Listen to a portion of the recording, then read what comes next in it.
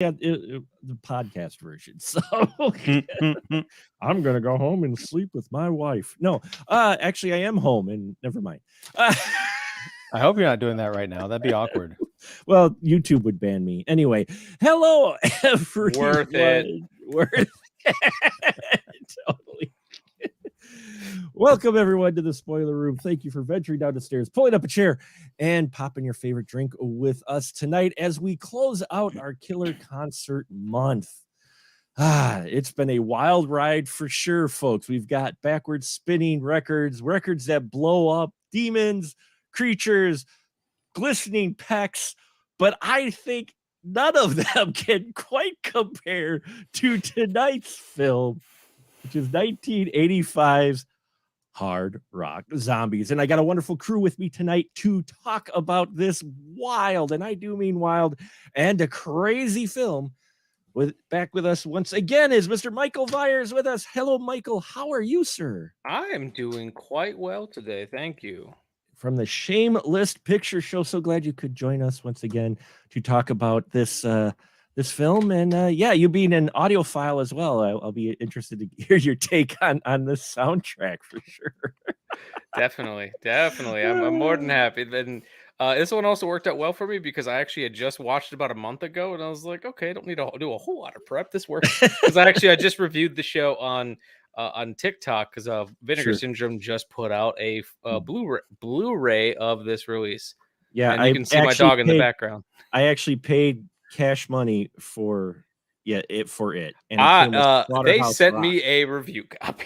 Well, yeah, you're lucky. You get those. You're higher up on the food chain than I am. And speaking higher than I am on the food chain, we have Mr. Ian Simmons. Hey, rotten tomato critic. And stop introducing me with that, Mark. It's embarrassing. I'm sorry. Wait, I didn't know you're a Rotten Tomato critic. Yeah, see, nobody does. It's like royalty. We love you, Ian. You keep coming back for more. How you doing, sir? I'm doing well. I watched Hard Rock Zombies on YouTube, and now I'm kind of regretting that because I would love to see it on Blu-ray. After the movie was over, I was exhausted, and I also thought I have to own this. So yeah, I got to go look at that Vinegar Syndrome release for sure. Honestly, you just summed it up. Exhausted, and you kind of feel like you have to own it. You have to have this film because honestly, let me ask you guys, and this isn't a plug for the Blu-ray necessarily, but maybe it is. How does it look? Because the copy that I watched, it looked like it was like scrubbed from a VHS that had been dropped in the mud. So, if you don't mind, Mark, I don't mind taking a stab at this. So, actually, I think I still have my notes on it too. It actually didn't look too bad. It was still rough around the edges. So the movie was actually shot by Tom Richmond, who some of you might know as the cinematographer for Nick and Nora's Infinite Playlist and House of 1,000 Corpses. Yes. Let that sink in for a second. That fucking career. So it was shot. They did a new 2K scan for 35mm archival elements. I actually think the film looks pretty decent, but where it comes down to is a lot of footage had to be cut originally to get an R rating. They've been reinserted with this version using surviving elements, so there is noticeable wear and tear throughout, and there are times where it is noticeable where they put that footage back in. The biggest thing I would say, other than the debris and light fluctuations and things like that you sometimes just get from beat up prints, you can't do a whole lot from that and I'm glad that Vinegar Syndrome doesn't do a whole lot because that is the character of these pieces. You can see how worn these were. Heavy grain, because they shot it on lower quality 35mm film stock and some black crush, but ultimately I think it looks pretty good. It looks pretty good. Has actually really nice color and good skin tones. It's the best Hard Rock Zombies will probably ever look. And from what I heard too, back in the I think Hard Rock Zombies might have gotten a shitty DVD release, and it was in the wrong aspect ratio. Hard Rock Zombies presents it in its original 1.85 to 1 aspect ratio. Nice. Cool. Look at him all up. You guys making me feel like just amateur hour here. I had my notes from my TikTok review handy, so I was kind of cheating. That was sexy though. That was sexy. But yeah, you're right. It'll probably look as good as it's ever going to look on the Blu-ray.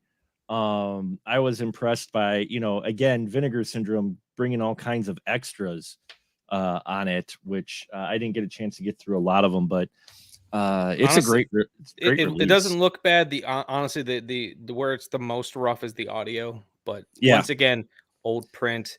And if you think about it, a lot of times with these movies, no one thought to keep them. Right. After it had its theatrical release, they're like, throw it in the garbage. Yeah. Yeah, no one really thought to keep some of these prints. I mean, that falls right back to even with the famed lost episodes of Doctor Who, where they had prints of them from the TV show, and BBC lost a bunch. Here and there, people either stole them, took them home, or they tossed them, or because nobody thought to keep. Who's gonna want this? And however many rewatch years, Doctor Who, because then we can't just recycle plots. Yeah. I love my Doctor Who, but I do don't that wasn't a joke made out of dislike. Yes. But yes, we have Hard Rock Zombies. It is rough around the edges of prints out there, even the more restored one, but that doesn't change. Pretty damn good. It does look good. The one on YouTube is a bit rough, but the one on Vinegar Syndrome's rip is definitely probably the best it's going to look. And even if it doesn't look the greatest or sound the greatest, you can't change the story that is presented to you on Hard Rock Zombies. So, Mike, why don't you go ahead and give us a synopsis of Hard Rock Zombies? Oh, man, you're going to ask the guy that hasn't watched it in a while to fucking we can give it to Ian. Yeah, let's have Ian do it. Ian's really good at this. Ian's great at this. That's why I always have him do it, because he's, I blow, but he does great. So, Ian, rock us out with what Hard Rock Zombies is about, if you can. I'll see if I can keep it straight. Because I watched it very early this morning, as I do with all the movies, and it's I didn't sleep well last night. There's hard rockers and there's zombies. The end. No. So there's this band, and they're traveling, and they come to this small town, and they're supposed to be performing in another small town, but the people who run the small town, all Footloose style, that seems to be a motif from our Killer Koncert month, is there's always the upset tightwads. Footloose was a very influential film, it turns out.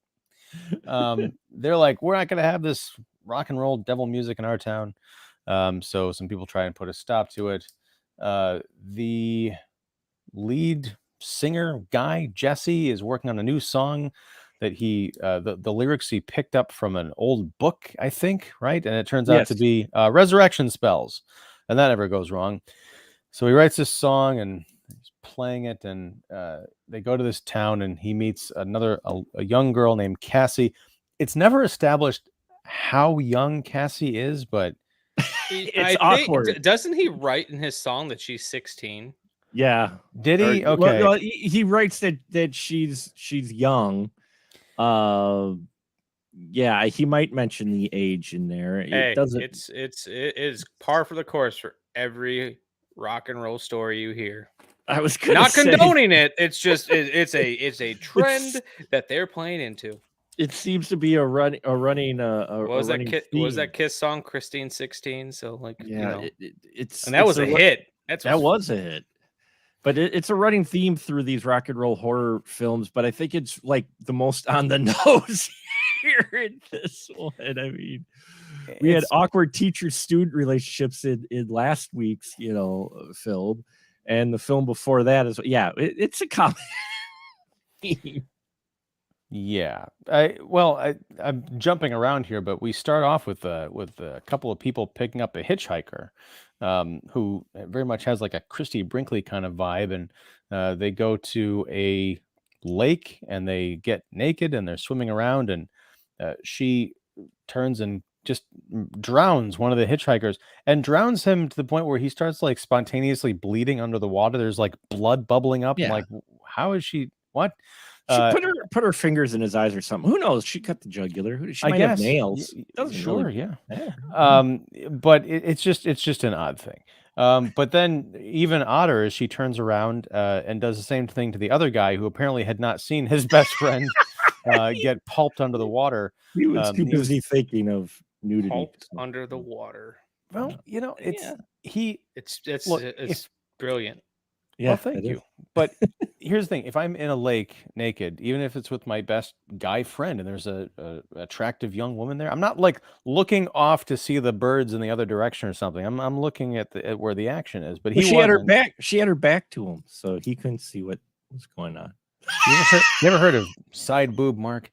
Anyway, so she gets it, or he gets it from her, and meanwhile, across the way, somehow, unbeknownst to these people, because I don't get the feeling they are that far away, especially because they're like taking pictures and laughing.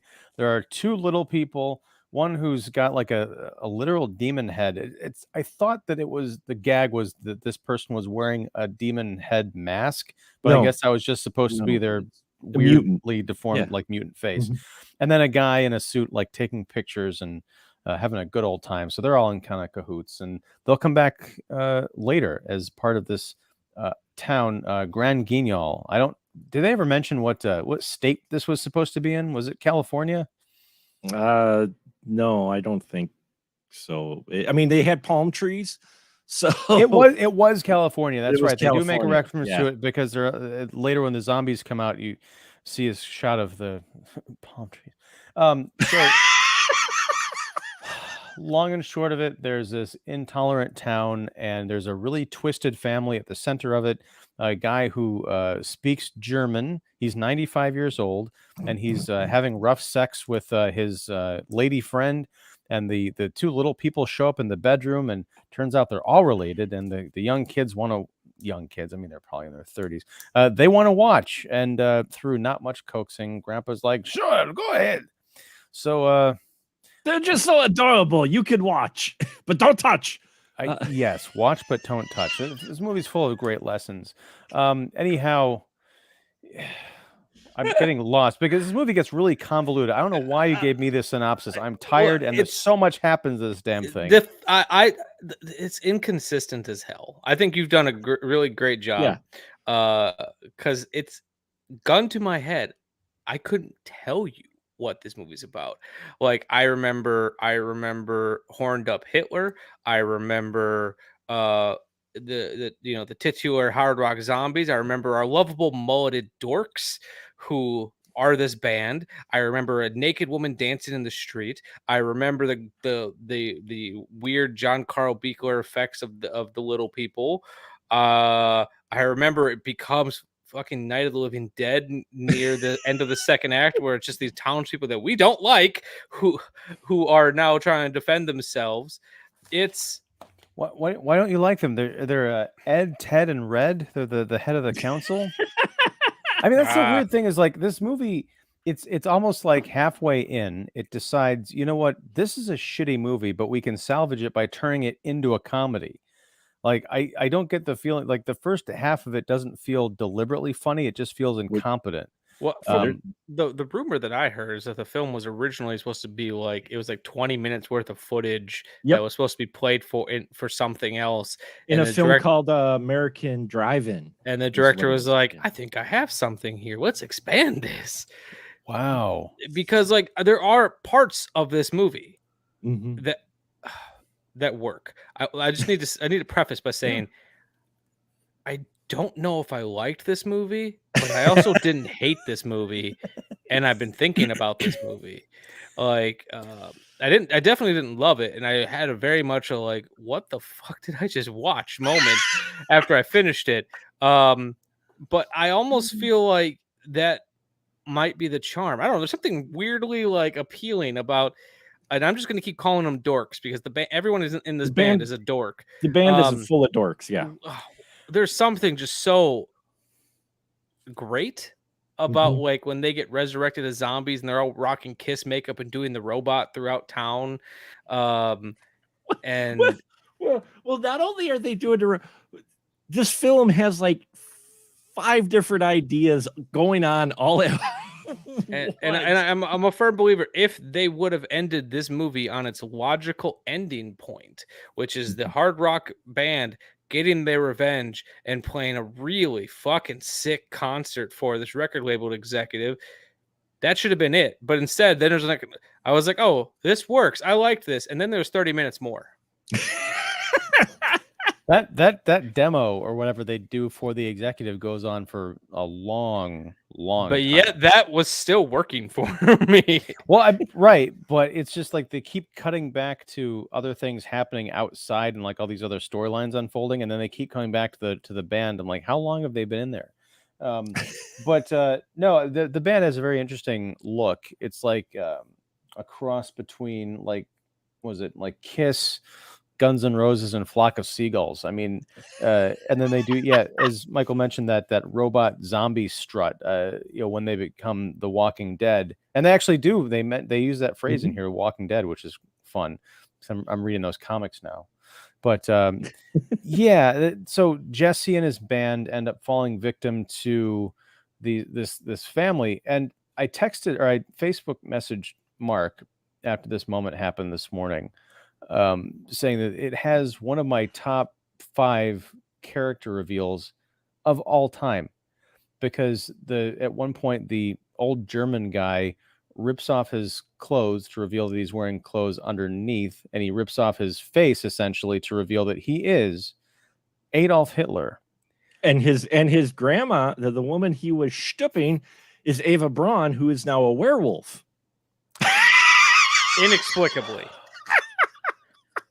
And then I'm almost getting misty-eyed here with pride that I was here to see this movie, because I just love this idea. I think that if they were to do a remake or like another pass on this movie, this could be like a well-structured, well-paced like horror comedy. And like you mentioned reveals. There's been a lot of movies that are like, it's a subgenre itself. Surprise, Nazis.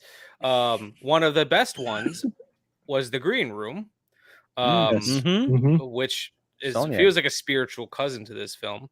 Yeah, it didn't have the balls to have literal Hitler, but few movies do. But I agree with you. Like I almost feel like this could be a Hard Day's Night for some goofy band. It could be, or like kind of like what Studio 666 was for the Foo Fighters. Find a band who does not take themselves seriously and get a real band instead of manufacturing one, and just remake this movie with like, I don't know. I can't think of a group right now who would be perfect for this, but I'm sure there's someone out there that would be perfect for something like this.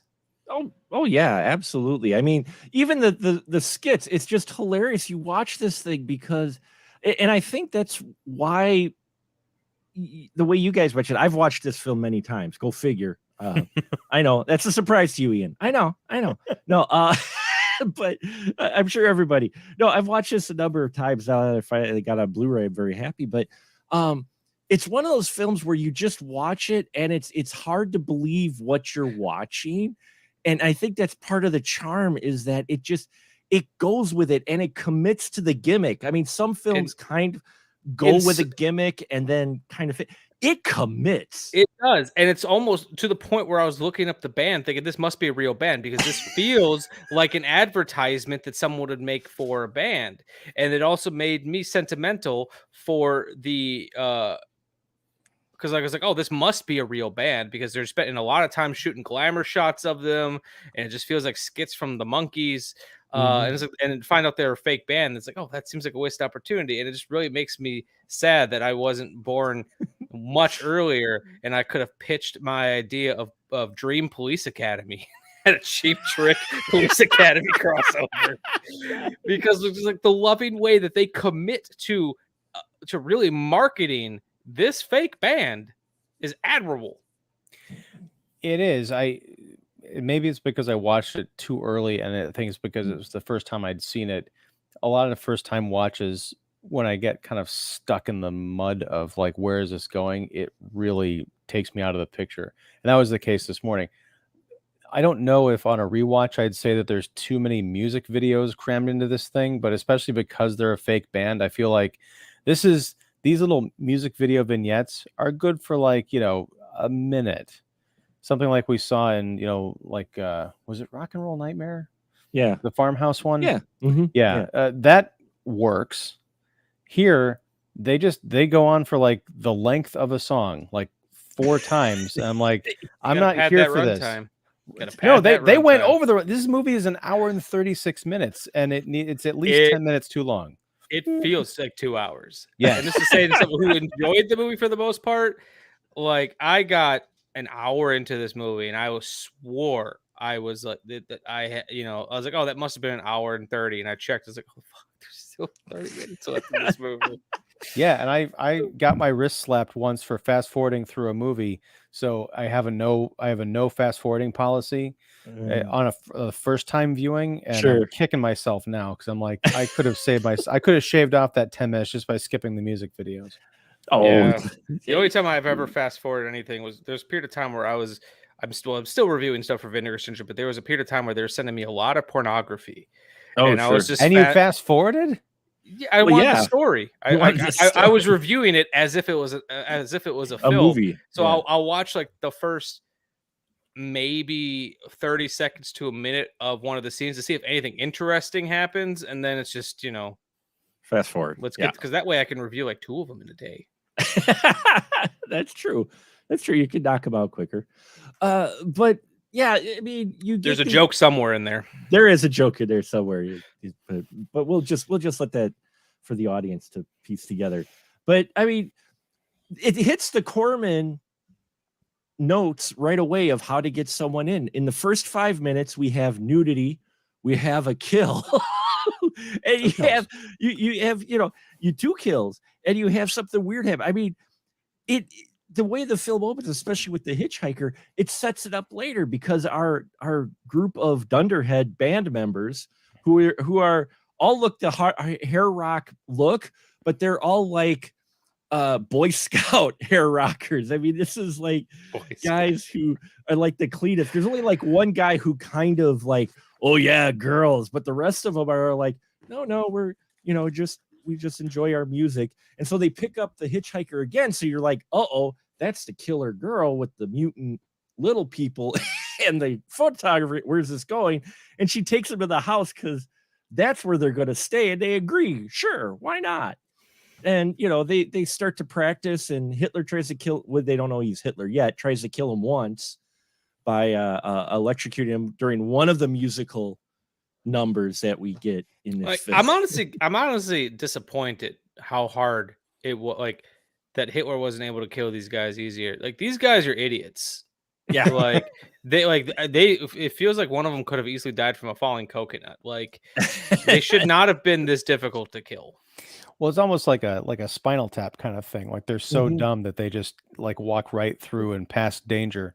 But yeah, I mean, it is rather cartoonish. I did like the bits earlier on in the town where they're showing them like all the guys of the town, like the sheriff and the concerned town councilman. They're all like harumphing, and then they show like the women folk, and like it just looks like them capturing B-roll or something, or just like filming out in the town, whatever town they were filming. It does not feel like they were shooting this for the movie, but they incorporated it anyway. Yeah, it's a very odd film. I did like the backstage portion of it where the one guy is signing a girl's thigh, and he's like, like it's like I could write the Gettysburg Address on this thing or something like that. Yeah. The one guy, it's the one womanizer, and I put it in quotes, womanizer of the rocker, because there is that scene where they do the concert and they're back and they're all in their Speedo underwear. Every single one of them apparently wears Speedo underwear. Don't you? And I don't wear any underwear. No, and the manager is sit there, and he's trying to get this band to live up to their hard rock image. He's like, we got a bunch of girls out there. Give them 20 minutes. They'll live up to that hard rock image.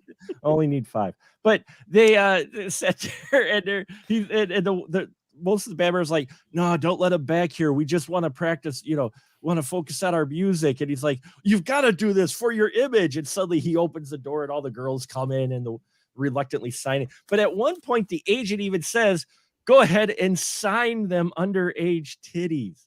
Mm-hmm. Yeah. And I was like, okay, let's moving on. But talk about committing to the bit. Out comes the pen. Yeah, and then out came the pen, and then later they're on, under contract. That same leader is, because he gets warned by a girl saying, "Don't go to the, don't seek the treasure. Don't go to the town to perform." And they got to perform because this big record exec's going to go to this podunk town to hear this podunk rock band, apparently.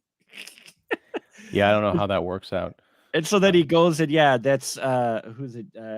Jesse is Cassie. Cassie is the girl's name, but we don't know that quite yet. But we do know that she is not 18, and that just makes any exchange between these two awkward. Especially when he's sitting in a truck with her by them, and the band wants to go, and they're having this conversation. He's like, "Oh, I don't even know your name," and I'm just like, dude, you're really let's just keep driving, okay? At least her name's Jailbait. At least and then after they die, because they get killed in this, the whole band gets killed. That's let's see, how did they get? Was it the electrocution? No, it wasn't the electrocution. No, they get taken out in various forms. That's right. There's all different kinds of attacks. Yeah, that's right. There's the werewolf. A lot of the ways that they die remind me of, like, at times I was like, did Herschel Gordon Lewis write this? Right. Because was he doing punch-ups to this movie? Because it's a lot of times it just felt like, I was like, man, the times this just really feels like what was that one that we reviewed, Mark? The which one? Blood Freeze or 2000 Maniacs? 2000 Maniacs. It just feels like Hard Rock 2000 Maniacs. It has a 2000 Maniacs, which now is my next film. Oh, Hard Rock 2000 Maniacs. There you go. Do 2000 Hard Rock Maniacs. There we go. There you go. The Hard Rock band goes to the town celebrating its centennial. Oh man, yeah, and there's zombie, and then clashing Southern ghost folk against zombie rockers. That's gold right there. I'm gonna call Lloyd Kaufman as soon as I get off the phone. Call Lloyd right now. He'll probably go with it. But werewolf Ava Braun kills two of them. The one guy gets killed in the shower with the blonde, which we have right after a Psycho reference. Yeah, right after a Psycho reference, and it was actually a pretty solid Psycho reference. It was, too, because I've seen everyone has spoofed that bit, and this is actually one of the better ones, surprisingly. Well, yeah, because they take the time to kind of recreate the shots from the movie, Psycho, instead of just like making a joke about like the knife coming up out of the shower. Like it's pretty good. I think when Gus she's Van stabbing Sant was a fan of this movie. I don't know. There's the director Krishna Shah. I don't know much about them. He hasn't done much directing. He directed, I think, 9 projects altogether. I have to say, all things considered, seems like a pretty competent director. Like, was able to work within their relatively small budget, turned something in that works. Does it always work? No, but like the stuff that's there, like, I've seen way worse made films. I've seen movies of bigger budgets that doesn't feel like they could direct as well as Krishna Shah can. Well, yeah, I mean, it's competently directed. I mean, even with the montage, you get the montage scenes in there, but even when you don't have the montage scenes, I mean, it's definitely competently put together. The story, even if it does seem like it goes a little long, and even though you have all of these elements, there is actually a bit of a core story that you follow all the way through with this band trying to get the contract and that, and the zombies being created from the Latin being sung, which not only resurrected our rockers, but also resurrects all our zombie guys. Or anyone killed by the hard rock zombies, because they go after Hitler, go figure. And then we've got zombie Hitler, which you never want a zombie Hitler, but we get zombie Hitler, and all his minions become zombies, and then they infect the town. Who was actually they didn't mind this group until the hard rockers came in. They seemed to roll with this group. At least the sheriff right? Well, we've gone past the town meeting, which I would like to revisit. Yes. Let's talk about the town meeting. Because they, Ed, Red, and Ted, they enact this mandate to outlaw rock and roll from the town, and it's not until after they pass it that they realize that it means like all rock and roll. Like they can't listen to it, they can't have records, they can't play on the radio. Like I guess that includes like Elvis and everything from Elvis to Ozzy. But I did like at one point they're reading out. They announced statute 6969, and you can actually hear a couple of people in the crowd giggle. I just love that. But they said that I didn't catch that joke. Yeah. There's a couple of people that laugh when they drop it too.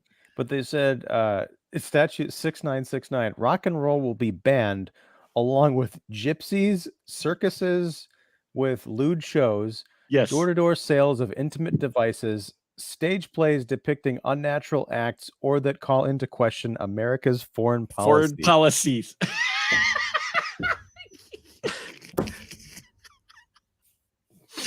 Again, as you said, Mike, there parts of this film really work. Yeah. Like the best way I can describe it is this film really works until it doesn't. Right. Yeah. I mean, until it goes maybe a little too long. It knows what it is, and I need to specify because I hate the trend that is far more rampant now of filmmakers trying to intentionally make so bad it's good movies. Hey, you leave the monsters alone, sir. Sorry. I have always hated that trend. But what I mean that this movie knows what it is. It knows what it is because they're not intentionally trying to make a bad movie. They're trying to make the best movie with this ludicrous plot that they can. Yeah. They're also not taking themselves too seriously. And I think that's what a lot of these like intentionally so bad it's good attempts fail at. Is they're trying too hard. This movie is like they know they are making a movie about hard rock zombies that include a werewolf, Ava Braun, little people eating their faces, and Hitler. Well, let's make the best version of that we possibly can. Well, and let's not forget the guy who chases someone with a weed whacker in giving your ode to Texas Chainsaw Massacre with the weed whacker. There's not enough weed whacker deaths in movies. There's really not. There really isn't, because at first it's a little hard to tell because of the quality of the print. You're like, what is he chasing him with? And then all of a sudden you realize, oh, he's chasing him with a weed whacker. It's chasing Jesse and Cassie, right? Yeah. And then they're like coming over, if I remember this correctly, they're coming over a hill, and don't they both fall and roll down the hill? They both roll down the hill, and the guy sits at the top of the hill with the weed whacker kind of doing a little bit of a chainsaw dance of sorts, but with the gas weed whacker. Yeah. I mean, you're right, Mike. It's also like some of those films that that trend that we have for a while too, not only just the so bad it's good films, but those that already promote themselves a future cult classic. I'm like, you've just defeated the point and the whole concept of cult classic. Or like when a movie, the director describes themselves as contemporary Ed Wood. Well, Ed Wood wasn't trying to do this. Ed Wood was trying to make the best fucking movie he could. He just wasn't good at it. Got it. Yeah. But he had heart. He had heart. And this one, you actually have talent and heart behind it, even though the script itself is bad shit. Yet E.J. Curse playing our lead character Jesse, which after doing a little bit of research to him, it seems like he is a musician or for a couple metal bands, which seems pretty cool. Yeah, I mean, they got some makeup effects in here, not a lot, but they still have some. And then John Carl Beaker did the effects. Best known for directing Friday the 13th Part 7, but he also did the effects on the Ghoulies films and a bunch of other stuff. Like he's he's no longer with us, but he was a very talented effects artist who could do some really grody stuff for not a lot of money.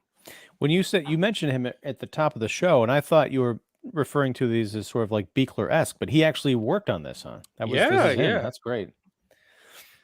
I did like his stuff. He was a makeup artist on it.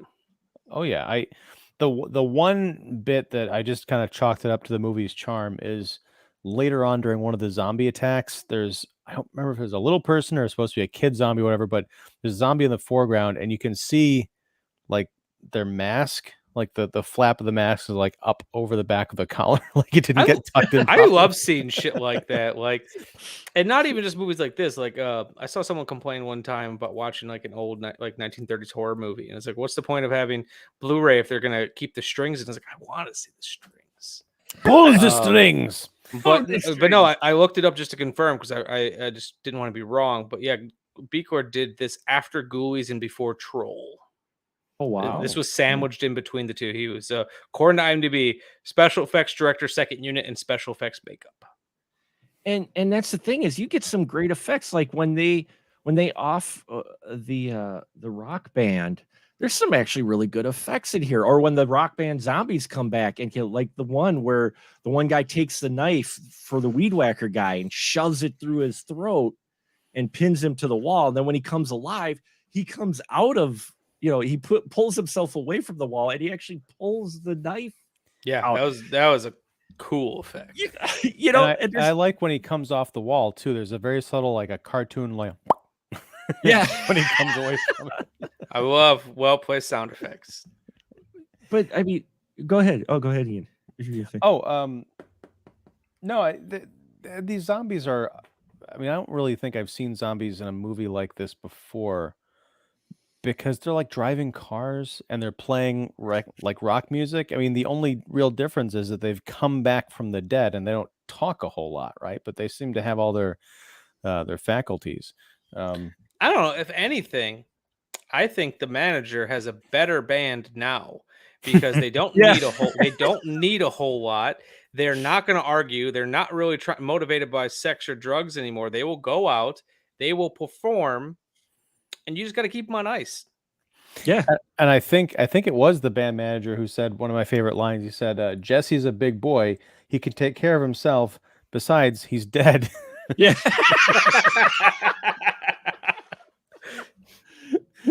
Yeah, the way they kind of. He's not wrong. He's not wrong. No, the way the manager rolls with it that they're dead, and then he knows what he's got. He's got a commodity. And then they get this story where Hitler wants to hire the manager of the band to help promote him because suddenly he has access to broadcast to the world. And yeah, that's when our zombies come out, because, and there's some foreshadowing in here too. That's the thing, is this film just has so many of these nuggets in here. Like the band guy who suspected something was going to go on with this weird family that they ended up taking up, shelter with. He gives the cassette ahead of time to Cassie and said, "Hey, if something happens to us, play this tape," because he knew the Latin, which means he knew what the Latin words were on it, because he said, "Play this tape if something happens to us." And she does, and that's what brings him back from the dead. And that also plays in later, because the townsfolk get this Moses-like guy showing up when the zombie outbreak happens, giving the backstory. And Ian, their solution for coming up with how to defeat the zombies, or at least satiate them for 100 years. What do they got to do? They need to find a virgin, Monster Squad style, and tie her up so that, if I got this part correctly, because I'm not proud of this, but I did check Twitter for a little bit during this movie. I think they have to have sex with her, and then the zombie sex. Then it's not really sex at that point, but and then they'll be satisfied. They will be satisfied for at least 100 years, and then it's going to be the next town's problem. I love how they came up with this solution. We're not eliminating the zombies. We're going to sacrifice a virgin, have her, I like how whenever a virgin has to be sacrificed, they never specified that it has to be a female virgin. No, that's true. They just say virgin. It could have been a guy virgin, but of course it's a female virgin, and of course it's Cassie, because she just what I loved is they talk about sacrificing a virgin, and they didn't say anything about Cassie's virtue or whatnot. But the minute she comes in the room, everybody just looks at what. Well, there she is. Except for Steve, because he doesn't count. Well, yeah. I liked the I can't remember where this came into play, but some of the townspeople get the idea that they can get these giant celebrity heads on posts. Because like if the zombies can't see their actual heads, they won't recognize them because they use the heads to think. And of course, fortunately, they got all torn to pieces because whoever that guy was, he was a jackass, and he was like, "What did?" Let's see. Scientists. He said, "Don't believe everything you read." Yeah, he gets pulled down and devoured. It's also good advice. His last words: "Don't believe everything you read." Well, yeah, because his theory was zombies are kind of brain dead, and so if you don't have a head, they won't be interested in you. But they bring out giant heads. I don't. I don't know. It was funny because it was working as they're walking with these giant celebrity cutout heads. It's scary to zombies, but then there's a break in their line, and then it all goes to hell, and they all become zombies. Because that's what happens when you get the break in the line with the zombies. Someone falls behind, and there you go. Suddenly you're all zombie bait or food. And then the one blonde, our hitchhiker, who also likes cutting off hands, by the way. She cuts off hands and she has them in jars. So many hand puns in this movie. So many hand puns. So many. She is the zombie that dances, because you're right. She's the video vamp. She suddenly becomes this video vamp and just is dancing through town while the band is playing for the agent. And then she shows up on stage and starts dancing like a video vamp. And it comes into play later with one of the ultimate death poses, which we're going to talk about because they come up with the solution to save Cassie. It gets through Dunderhead's head, even though he's zombie, that they've got to lure the zombies away from Cassie. So the guys live perform the Latin song, and they take them into, okay, this is in the movie, folks, Hitler's gas chamber. Because this Hitler has been working on creating a gas chamber with two different types of gases, mind you. There's the yellow gas and the blue gas. Yes. Yes. What the yellow gas suffocates you. Or liquefies. Mark, get it right. You got to get some notes. This is hard literature here. I know. Well, that's why I have you on here, because you take better notes than me. I've got notes, but before you talk about the gas, can I just point something out? So I've been sitting here thinking about, like, you're talking about the woman dancing down the vamp zombie just dancing down the street, and zombies just like driving cars and having their communication like lacking communication abilities, and just can't remind me of another movie. This movie and Return of the Living Dead came out a month from each other. Whoa, that's true. Wow. And it's because I kept thinking, it's like, man, there's just a lot of Return of the Living Dead in this movie. Yeah. And they came out the same year. This movie came out in September. Return of the Living Dead came out in August. It does have a Return of the... There's so many movies in this movie that you're right. There's a Return of the Living Dead in here as well. Because like if it would have came out like a year later, but okay, that makes sense. I could see it. But they came out a month from each other, and they're with unintentionally, because like, let's be real, I'm sure whatever Hard Rock Zombies was doing was not on the radar of Return of the Living Dead. No. It's just weird that they kind of hit on similar thoughts. There might have been something in the water. I don't know, or in the gas. What do these gases do, Ian? I want to talk about a segue. Well, I want to talk about this gas, because that really pulled me out of the movie at the end. But the yellow gas splits the head, makes the ears bleed, and collapses the stomach. That's the yellow gas. The blue gas fills the lungs with pus and urine, or as Hitler likes to say, piss and pus. Piss and pus. So at the end, you're right, Gross. Mark. They've got the Virgin tied up, very, very King Kong-esque, like between these two pillars, and the zombies are marching up to her. and then the rock band starts playing to draw them away, and they go into the gas chamber and they turn on the gas. Now, my problem with the end of this movie, I think it's a brilliant climax, but I think that the execution is poor. Not technically, but and barely thematically, just in terms of taste. And I know I'm talking about taste, but I feel like for this kind of movie, especially because they set it up with what this stuff will do to you, the horrible, gas effects, I feel like there need to be like exploding, heads and stomachs, and like make it into, like a Sam Raimi Splatterhouse. What they did, unfortunately, was they showed a lot of people, extras, choking and gagging and kind of screaming, really actually evoking the horrors of the gas chamber. I'm like, yeah, it was this very is not unsettling. this is not fun horror movie stuff anymore. This is something else. Yeah. Well, but the band dies in a ultimate album cover way. Sure. Because they all die standing up and posed, and then the vamp comes over and drapes her body just before she dies across them.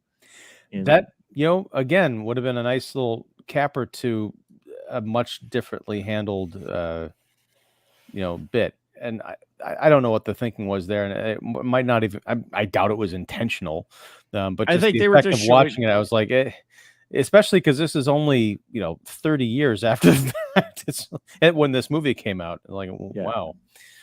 Yeah.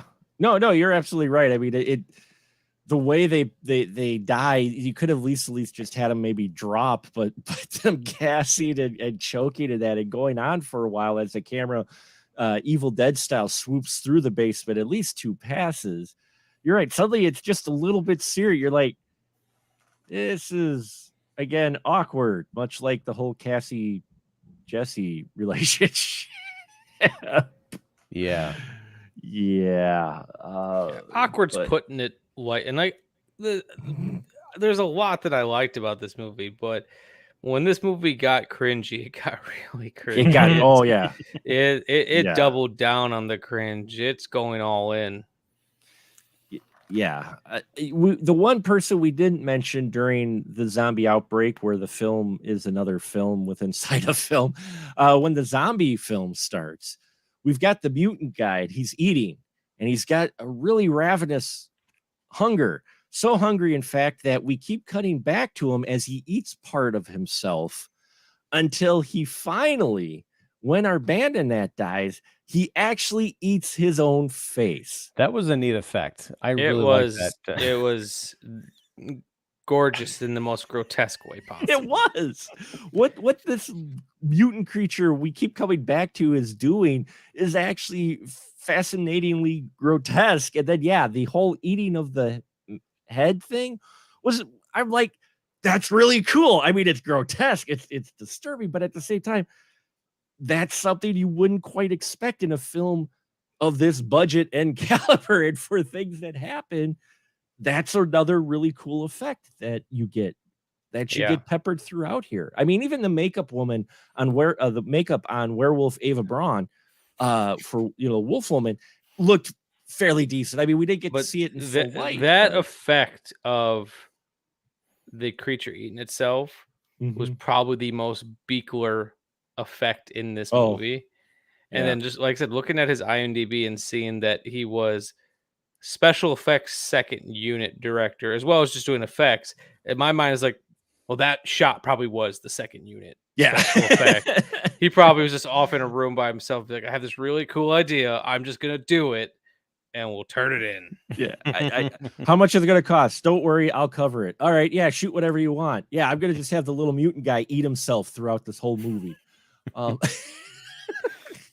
Because that doesn't feel like something that would have been in the script. That just feels like an idea that someone pitched on set, and Biku was probably like, I can make that happen. Or I like to imagine her sitting around and be like, the little guy hasn't had much to do in this movie. Can we give him something to do? He could eat his face. And just kind of... Well, because we mentioned Ghoulies. I think, was it Ghoulies 2 that had was that the one at the carnival? I think so, yeah. because one of the little people, I think it was the guy with the eye patch, if I remember correctly. He was the little person in Ghoulies too. He was like, you don't want to eat meat, pal. I'm just bone and gristle. But yeah.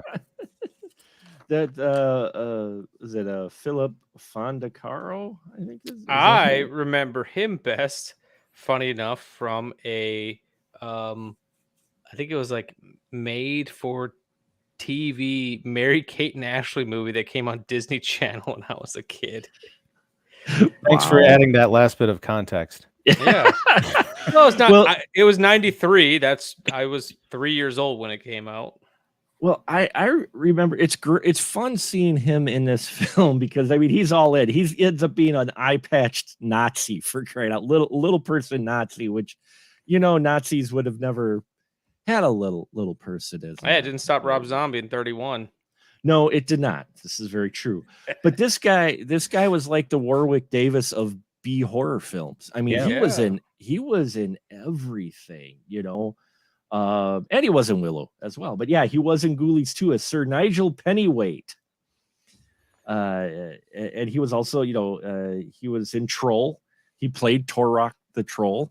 So I mean, he would go on. He was also in a pretty solid Halloween Mary-Kate and Ashley movie. He was, yes, the Mary-Kate and Ashley movie. And double toil and trouble. Trouble, yes. Double toilet trouble is more like it. Haven't seen it. I should not judge. It's about on the same level of quality as Halloween Town. So depending on how you feel about Halloween Town. Yeah. It's just it's Mary-Kate and Ashley's Halloween Town before Halloween Town. Well, there you go. Oh, we were Halloween Town before you were Halloween Town, dude. Yeah, pretty much. I see what you're trying to do there. Oh my God, you just don't sound quite as adorable as a young Mary-Kate saying, "Dude." All right, let's get a take 2 out of Ian. Yeah, let's take it. Hey, that was the best I got. You're hurting feelings here, guys. What's funny is Infobomb is with us. Woo! And he goes, you guys might talk about Blackie Lawless of Wasps in the Dungeon Master. It's funny you mentioned Dungeon Master because Phil was in that as well. The little person in this who plays the one-eye, he was in the Dungeon Master. And I feel like Decor also did effects in that movie. Yeah.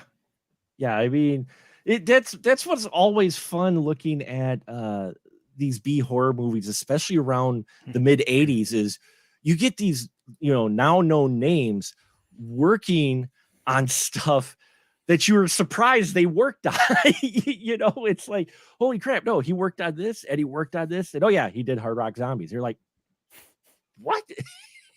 It's crazy. Like, that he also worked on Nightmare on Elm Street 4 and Halloween 4. He likes 4s. He's good on the 4s. Well, there you go.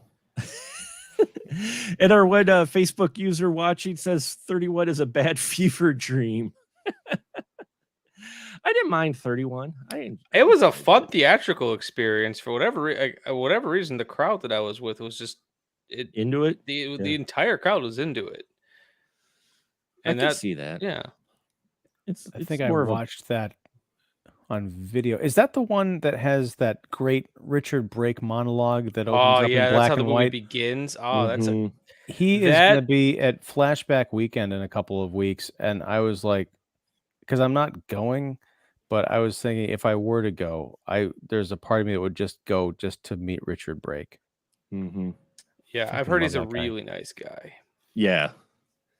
But anyway, back to our back to the Richard Brake podcast. No, it's the Richard Brake podcast. No, it's Hard Rock Zombie. I break for Richard Brake. Oh, there you go. That's at least a bumper sticker, if not a t-shirt. I break for Richard, and it's got a picture, like a black and white drawing of his face. Yeah, that works. Let's do it. Go. See. All right, we got 3-way merch amongst all 3 podcasts. We'll put all 3 of our podcast logos on the back. There we go. There you go. There we go. And it's mixed up enough so you avoid any copyright or trademark or use of name. You just say, I break for Richard, and dude. Yeah. No, I got an idea because we were talking about Fast and the Furious on the pre-show.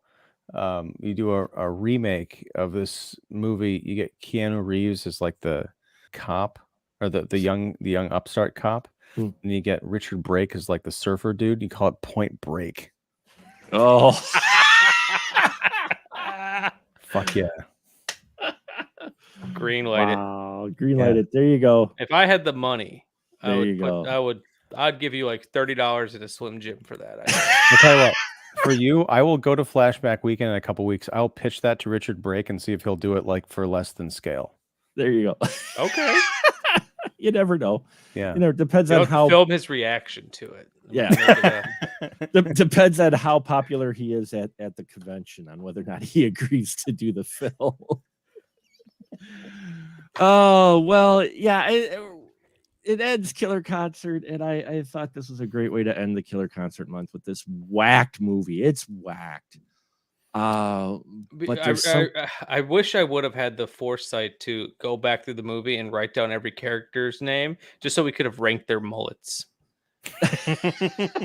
Well, their names aren't even in. I don't even know if they all get names because their names aren't even listed in IMDb. They're just the people's the actors' names are only listed. Outside of EJ, who is Jesse, but you know, Gino and Mick. And we had Jack Blessner played Hitler. There's you know what I got a kick out of? There's the one where they do the early kind of Monkees, Beatles music video montage where they do the speed up and they're sticking their head. It's like total ripoff. Just cringy enough. Just cringy enough. They're on skateboards, but every time they're filming this music video, it's like at least 6 times they cut back to the 3 board members looking like disapprovingly, and it's the same shot though. It's not like they shot different reactions. It's the exact same cut. They just don't understand rock and roll, Mark. They don't. At least the sheriff didn't, you know. And most of the town liked rock and roll. They were just trying to ban the band. They didn't realize they were banning all of the reason is that they don't know the band's name because no one knows the band's name. No one knows the band's name. I don't think they ever mentioned the band's name. I just think there was a little bit of like potential meme magic in here because at one point when they cancel the concert, they take the big standee that had the band's faces cut out and they unfurl a giant banner that just says canceled. I feel like you could whenever someone gets canceled nowadays, you could just put that up as a GIF. Nobody steal this idea. See, they love your idea.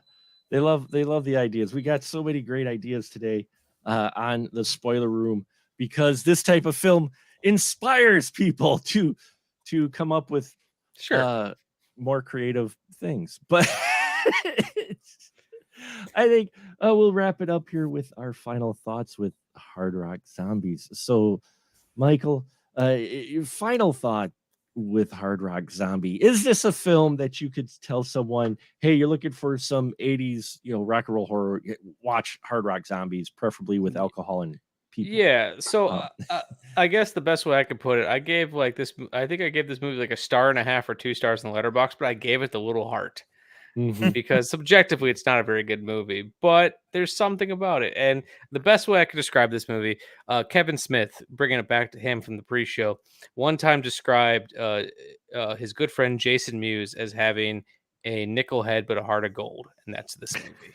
Nice. That's really good summary of this film.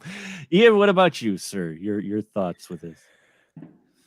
I mean, it's a bad movie. But it's strange to say. I wish it was better. Like, again, I think there's something here. I don't know if it's a tighter edit or a remake or whatever. I'm really glad I watched it because there are things in here I thought I'd never see.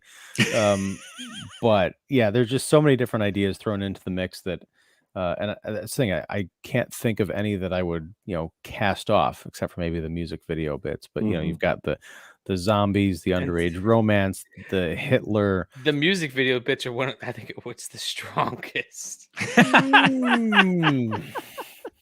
Well, would I cut them down? Yes. Well, but here's the thing: we're coming off of Rock and Roll Nightmares music videos. If they had been up to that quality, I think that would have The been music. Well, it's hard to that top movie yet, so fair enough. It's hard to top Thor, though. It really is hard to top Thor. Imagine John Michael Thor showing up at the end of this movie. If this were the sequel to Rock and Roll Nightmare. We've got this running theme at the end of all these movies now, of these 4 rock and roll films, and we're like, it'd be better if suddenly John Michael Thor showed up. Well, it works because you've got Rock and Roll Nightmare 2, Hard Rock Zombies. Yeah. There you go. That would work. And he'd still, the pecs and glistening and such as he's fighting rock and roll zombies. That would be Thor is the pinnacle of all movies. Our Facebook user, a viewer says, and I will agree. Soundtrack, Michael, what'd you think of the music in it? I liked the music, but it's not very. It's neither hard or rock, really. I guess it is kind of rock music. It's just like you see the band's look, and it's like way like Cynthia Van Halen jump style, like pop rock, than it is like a hard rock band. Like I hear Hard Rock Zombies, I'm like, okay, I'm expecting like a Kiss ripoff or Wasp, something like that. Hell, even give me some Twisted Sister, but it's like, I don't know, bubblegum metal. If that's even a subgenre. I like it is that now. It is now bubblegum metal. There you go. Copyright Shameless Picture Show. Pop rock. Yeah. Pop rocks. Yeah. Pop rocks. Yeah. What about you and the music? You've been through all 4 of these. You've taken this journey with us. Soundtrack wise, compared to especially the other ones, what'd you think of the rock music in this? Weakest? Well, I'd have to go back and listen to all of them. I say it's the weakest, but I don't think it's fair to the songs. I think it's because they're all attached to these like 3 to 5 to 18-minute music videos. It seems like they're just waiting for it to get over so we could get back to the story. So I can't really. I do have to say the song that Jesse wrote for what's her name? Cassie. That song's actually not bad. No, and then the song that they play during their epic concert, actually, it might have been the same song. I don't remember. Yeah, I would say that song and the song in the end are significantly better than the song that begins the movie. Yes, agreed. Definitely agreed. And yeah, I'll say the song about Cassie, as awkward as the context of that song is, it's the 80s. Just listen to the lyrics of My Sharona. There you go. Yeah, it's not uncommon, but no, out of the soundtracks as far as hard rock, no, it's not really. It's probably the weakest softest as far as the hard rock soundtracks go of the other films we've had. They call it limp rock. Limp rock. There you go. Cuddle rock. To put it best, cuddle rock. The music in here is on par with the songs that were sung by Black Roses when they were posing as an 80s pop band when the old people were listening. It's on that level. So it's just they never call out. They just never get to the rock part after the old people leave, like in Black Roses. They're stuck in that mode. So if you take that song there, the way they played that in the beginning, when all the old people at the Black Roses concert were trying to evaluate if it's going to be proper or not, that's this band's music. I have to see both of those movies because you've intrigued me. Oh yes. Yes, you do. Absolutely. And I saw that they're directed by the same guys. I'm like, yes, they are in. Definitely interested on your thoughts on that. I will report back. Have me back on for a bonus edition. Absolutely. Well, you're always welcome in the spoiler room, my friend. And our viewers tonight are always welcome here. So glad they tuned in. We're going to wrap it up here. I want to thank our viewers for tuning in live, our listeners who have stuck with us for so long, and of course, my 2 wonderful crew members who the show would be just crap without them on the show, which I always appreciate. And I always give a license to shill. So #license to shill away, please. Mr. Vyers, the floor is yours, sir. All right, so you can find me at the Shameless Picture Show. Some big things have happened. I've actually joined a larger podcast network. So we are now part of the Cinepunks network. You can find us at www.cinepunks.com. That's punks with an X. Along with a lot of other cool podcasts like Twitch of the Death Nerve and Cinepunks proper. We came back from quite a long hiatus because we actually had to manually upload all 130 episodes to this new server. So we went on hiatus for a little bit, but we just came back with an episode with podcaster Austin Proctor from Frightmares. We were just kind of shooting the shit a little bit. Me and my co-host Nick were coming back soon with episodes on both Bill and Ted's Excellent Adventure because he had never seen it, and then Vertigo. Nice. And then over on Patreon, me and my beautiful and talented wife Amanda have just started a new series called Cage is the Rage, where we are watching through every single Nicolas Cage movie. And doing you look so enthused about that. We're gonna do like two movies an episode, and just kind of, probably do like maybe 30 minutes on them, not go too in depth. So the first episode will actually be three things. It'll be a pilot television show that he shot with Crispin Glover. It's his first ever thing he did. His one scene in Fast Times at Ridgemont High, I'm counting it, and then Valley Girl, one of my favorite movies of all time. So that'll be coming to Patreon very shortly. Wow. Awesome. That's fantastic. And what is it about film lovers and their wives fascination with Nicolas Cage? The fascination, actually, like she always liked Nicolas Cage, but we came at him from two different perspectives. Sure. She grew up with like National Treasure Nicolas Cage, which I had never seen National Treasure until I met her. Sure. And then I grew up with like 90s Raising Nicolas Arizona. Cage. Well, that came a little bit later, but like I was still in like he's a leading man phase. So like growing up, I remember seeing like The Rock and The Weatherman, and when he was still like a bankable star.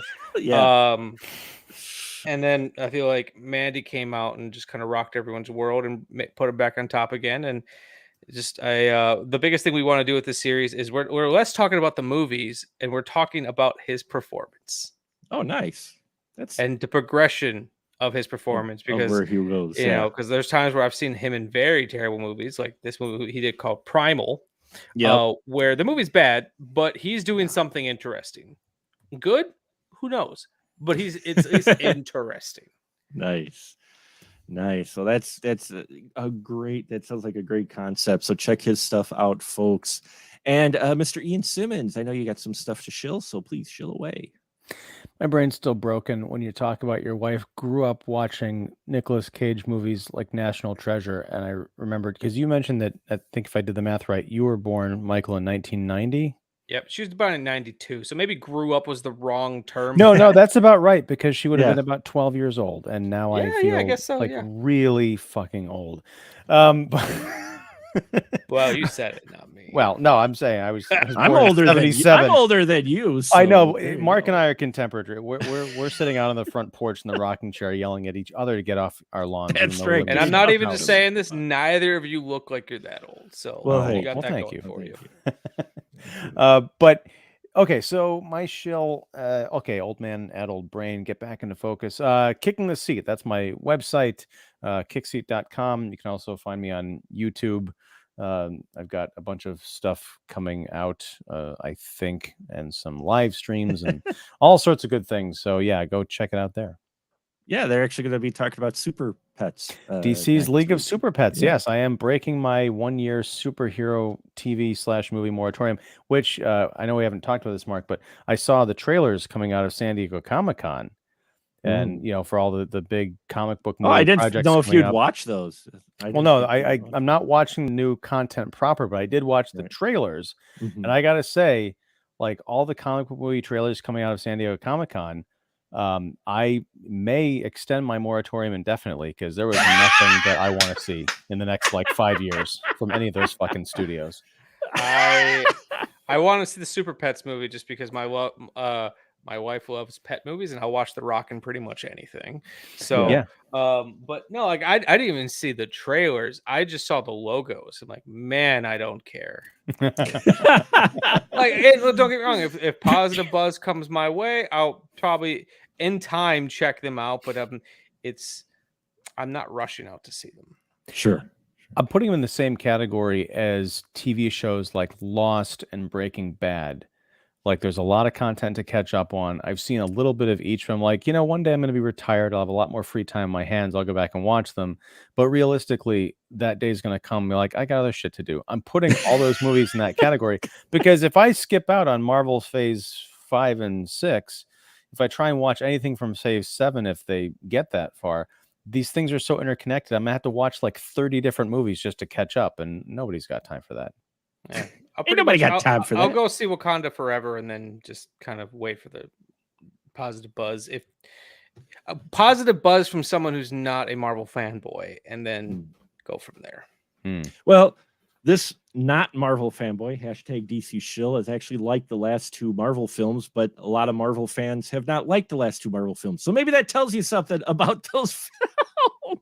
Mark, I'm with you. I'd rather watch a DC film than a Marvel film in most cases. So, and if that hasn't had people unsubscribe from us from me saying I would enjoy DC films, just some stuff on our slate if at all you're interested. A couple of horror fests in October. Sawdust City Fright Fest. We will be announcing our selections next week. A lot of Wisconsin filmmakers have made it in the mix, so look for that. Just go to sawdustcityfrightfest.com.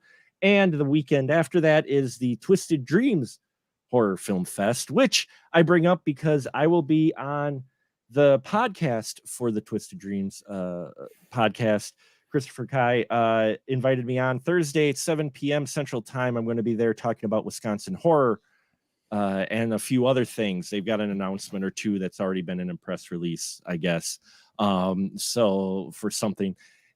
And he's beating her on the bush with it. He's really trying not to mention it. I try not to because I really don't want to be that guy.